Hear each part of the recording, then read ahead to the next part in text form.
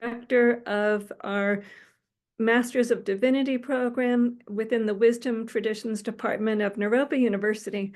And today we welcome as our speaker, Dr. Jessica Thomas. Jessica holds a MS in marriage and family therapy and a PhD in psychology. She is a therapist, clinical supervisor, grief educator, organizational consultant, and artist. Jessica served on the not-for-profit board of the Northwest Association for Death Education and Bereavement Support for over 8 years. She's been a hospice volunteer and a proud advocate for death cafes. As a professor at Lewis and Clark College, she has created coursework and taught on death and grief, psychospiritual development and counseling, research methods, and clinical supervision. Her doctoral research, Mindful Photography and its Implications in End-of-Life Caregiving, focused on creative expression and the experience of anticipatory loss. So without further ado, I am delighted and honored to bring to our community Dr. Jessica Thomas. Jessica, when I pick up choosing your new book, I feel that you are passionate about this practice of mindful photography. So what most draws forth your passion within this beautiful body of work? Well, mindful photography itself, resonates with the connection I just find in aesthetic experience and being connected to your environment and finding that to be grounding and, a healing space. And in terms of death and dying, I'm very passionate about death and dying and expanding those conversations in community because I think that there are so many opportunities for healing. Yeah. Could you perhaps say something for people who haven't yet read your book about how you were initiated into this healing practice through your own life journey? Yeah. So I think there were, several threads that came together and sort of wove together to create this book. One is that, in the introduction of my book, I do talk about my personal experience in the traumatic loss of my father in my very early 20s, a very unexpected loss. And then 8 years later, taking care of my grandmother when she was dying. And those two experiences sort of juxtaposition of each other, I think lended itself to a healing experience in and of itself. But at the time when I was caregiving for my grandmother, I actually instinctively reached for the camera in those final days. And I found that it really provided me with a sense of grounding and an ability to be present in a moment that would have otherwise probably been very difficult for me because I was getting anxiety about having had a prior loss of an attachment, such as my father. But the camera allowed me to be present in a way that I don't think I could have been otherwise. So there's that aspect of it. And then there is the longer term evolution, kind of evolutionary aspect of it that, an image is still there to represent those moments. And although we change along the way, the image stays still, but our connection to it and the story with it evolves. And so there's something just so sort of magical about that. And it truly is a pathway. So yeah.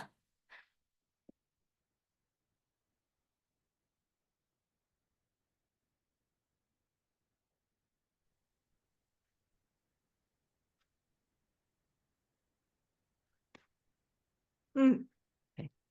Okay. Thank you. Yeah.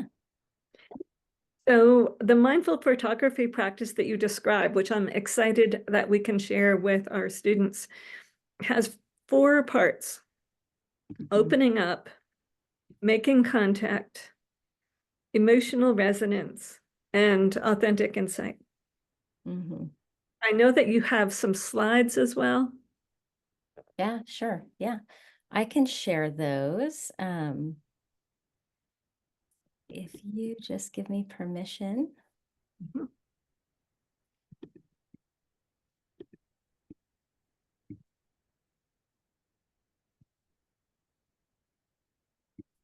Okay, give me 1 second. I will pull this up.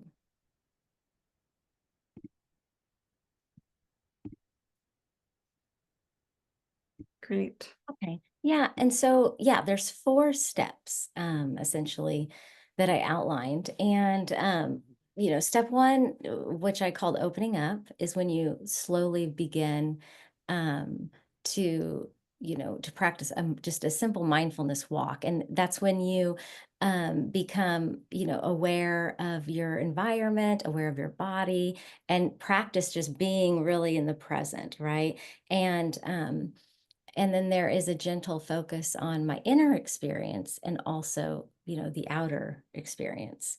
And so that is just sort of a gentle um, initiation into the practice of something like taking a mindfulness walk and practicing mindfulness. And also, since it's an aesthetic practice, also the visual attunement, right? So tuning into color, light, texture, and also recognizing when we notice something in our environment, when something is what I call an invitation to pause. Yeah. And in that stage, there can be an experience of, some sparks of curiosity. And then in step two, what I call making contact, that's when you actually integrate the camera, right? And so you begin your mindfulness walk, but this time it's a photo walk, and you gently hold that awareness of grief, and you slow down and you work on just letting go of any judgments or expectations and allow the sense of connection to occur with your environment, right? And again, that's where we begin to notice what invites us to what I call pause, notice, and then create. And so that's when you would create an image from that place of curiosity, sort of honoring that invitation in the moment. And so part of this is also um, letting your intuition guide you as well. So mindful photography is different, right, than something like fine arts photography, because mindful photography is really about the process and being present. It isn't about the end result, right, as in making judgments like, is it beautiful? What angle did I take it in? All of those sort of things. So it really is about being present and about the process and about noticing that invitation and connecting with something in your environment. And so that brings us to the third step, which I call emotional resonance. And this part is where you actually look at your images with fresh eyes. So I always um, suggest that folks leave a gap of time between the time they make their images and the time they come back to step three, where they, look at their images with fresh eyes. And this is where you can ask yourself, how did you feel in the moment that you made the image? What invited you to pause, notice, and create? And looking at the image now, what stands out to you? So emotional resonance is about the connection between what's inside and what we're noticing in the image on the outside. And so a lot of times there can be connections made where we are able to identify our feelings. A lot of times in grief, we don't know how we're feeling. There can be a lot of confusion, ambiguity. And this is a way of slowing down, and feeling grounded. But then this step also, this emotional resonance step three, involves being in touch with how we're feeling. And so the qualities of the photos that we make, the things that we notice, might mirror something inside of us. And then that fourth step, authentic insight, is done within what I call the within and without reflection groups for grief, or it can be done one-on-one with a trained facilitator. And that's when you actually, you take it a step further, and then you have a conversation with someone about what you have seen and what is meaningful. And at that point, the narrative and the story and the meaningfulness sort of just really expands. And it's particularly pretty amazing when this is done in a group, and just the communal aspect of sharing and storytelling and expanding the meaningfulness of it is really a large healing element in that fourth step. Yeah. I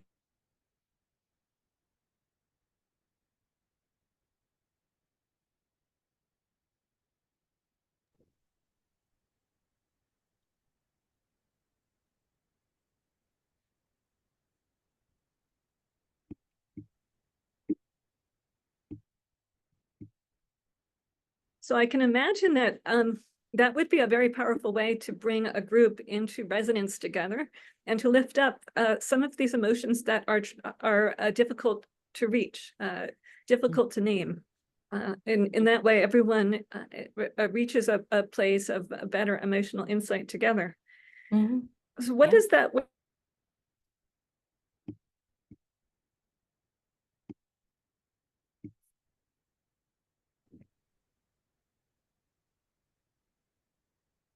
So Okay. Well, what does that within and without mean to you? within and without. I think in essence, it means recognizing our interdependence, recognizing our connections. And I think it's really powerful in times of grief, because sometimes the impulse is to disconnect and to feel that we are separate from, and the suffering is just ours, and we're the only ones suffering.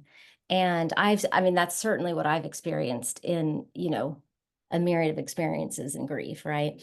And so I think the within and without practice, and the term within and without, stands for experiencing, having a lived experience of that interdependence and recognizing that and taking ourselves outside of ourselves.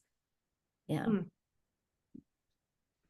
Now, how would you say that this aesthetic experience of photography is working to help us to process grief in a particularly therapeutic way? What particular gift would you say that that brings if you were describing this to our Masters of Divinity students who are looking forward to being caregivers? Yeah. So the capacity to front and reflect on difficult things, Mm, that we do have the strength to do it, and you're in our innate creative and imaginative potential, which we sometimes don't recognize. If we aren't quote unquote artists, we don't think we're very good at creating, or it's something we may dismiss in the throes of grief as a pathway. And so I think it puts us in touch with our innate ability to create.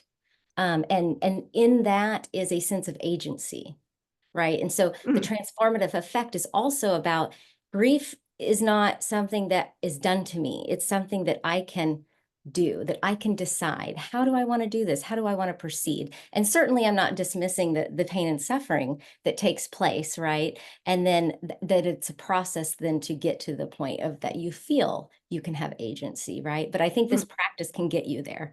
And then of course your own capacity to grow and transform in a time of suffering and grief. mm. Yeah. Mhm. I think that overall our culture has a kind of a blind spot around grief and death, that Mm. we are so conditioned to simply share the positive emotions and what looks like a worldly success. But so often the soul making is really happening when we're able to touch into these moments of vulnerability. Yeah.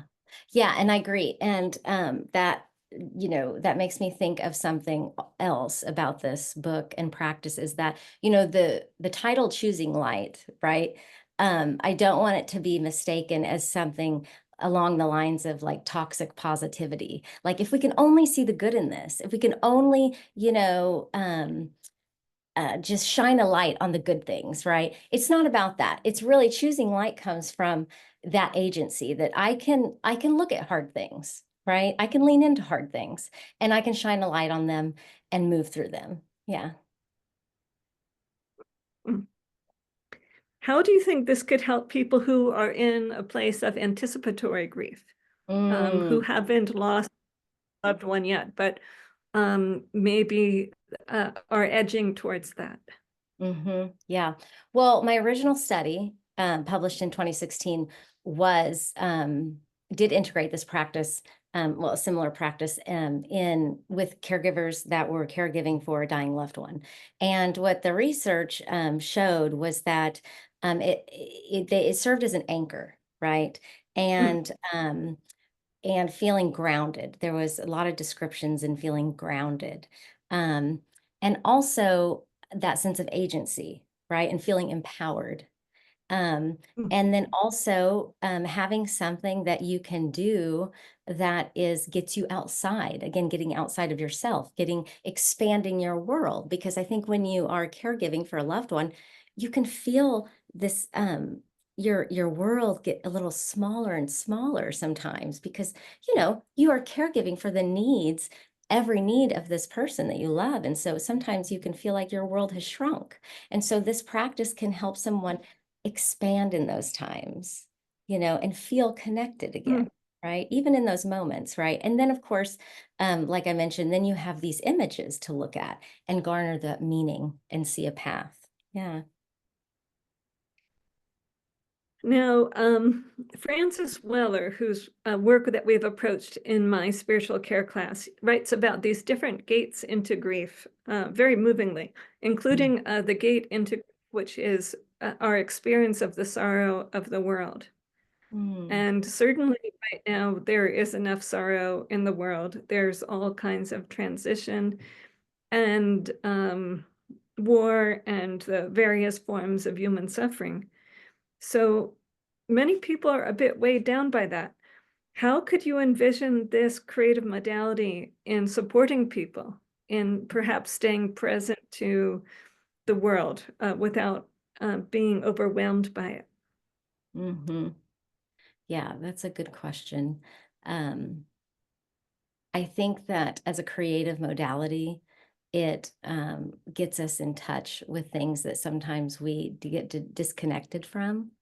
Um, and, aside from what I've, described as like grounding us in those times and putting us in the present moment away from, the experience of anticipation, because we often anticipate with fear in these Mm, times, right?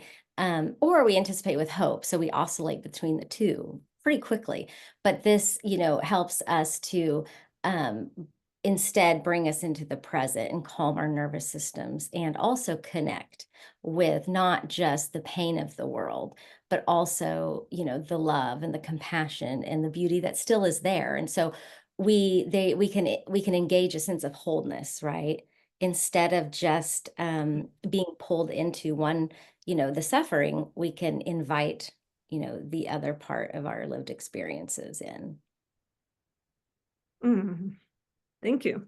Yeah. Now, what schools of thought on counseling and grief care have most deeply influenced you? Which of them do you find yourself most often in dialogue with? Hmm.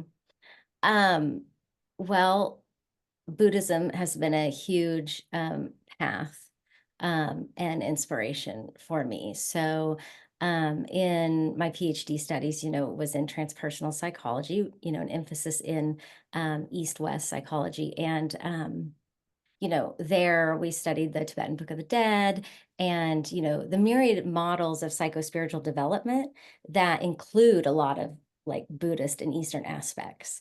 And so these ideas that there is a psychospiritual development evolution, going on in our lives, even through grief and suffering. And so I think Mm, that a lot of that has been inspired by um, Buddhist psychology, my Buddhist practices, and academic work. Yeah. mm. Well, Are there particular guiding life philosophies that you feel are influencing choosing light? Do you feel that there are values that you wanted to make visible through this beautiful text?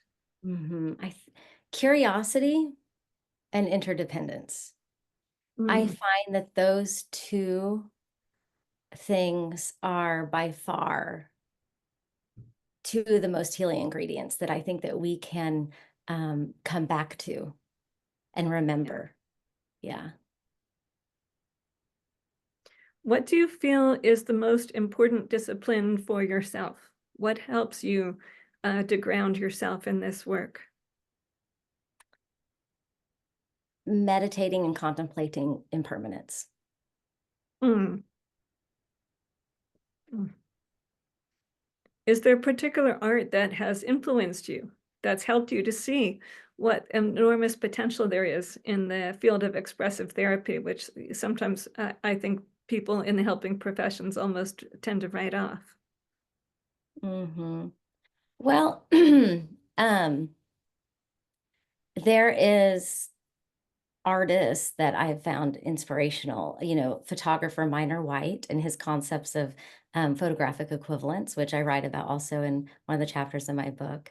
Andy Carr's work on the Buddhist perspective on contemplative photography, and then Trungpa's work on Dharma art, his book on Dharma art Mm, was very inspirational. And then my best friend of over 40 years, who is a artist and has been an inspiration to me through all walks of life, and certainly inspired me throughout my path in writing this book. And yeah, so her as an artist and her work, who's also a mindful photographer.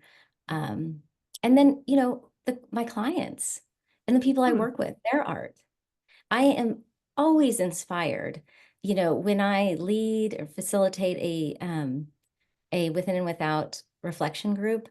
I just am always in awe of what people see, and then the way that they create meaning and then share it. So mm. I am always inspired every time I facilitate a group.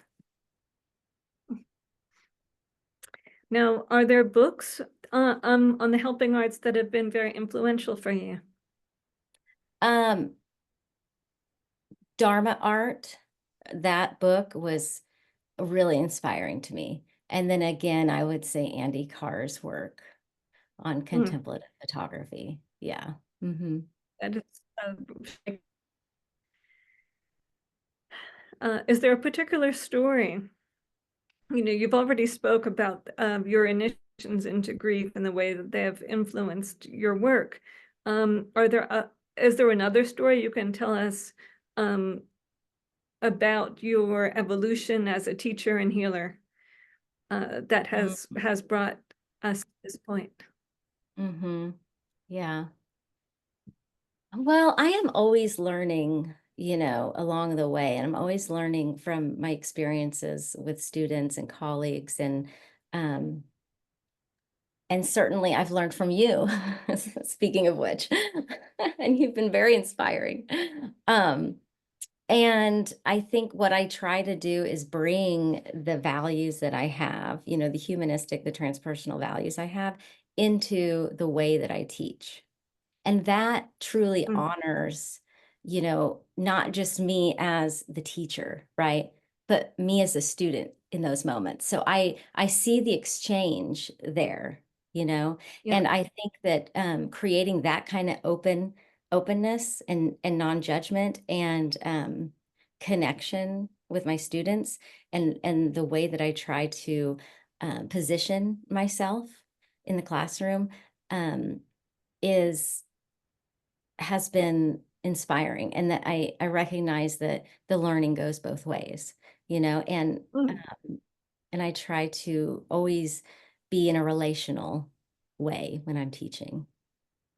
mm. Mm. There's in is as we move into a place of relationality and teaching, I think we're modeling something important about the way of knowing.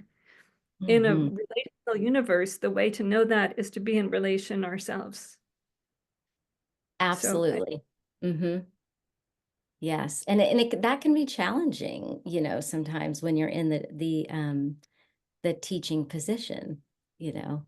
It does Yeah. take, like, I know for me, Hmm. I have to be, and I am intentional, you know, about it constantly. Yeah. Yeah. Well, without further ado, then I'm going to recommend to our students that they pick up a copy of Choosing Light, which is available in your local bookstores or wherever books are sold. Thank you, Jessica, for being with us today. Thank you so much.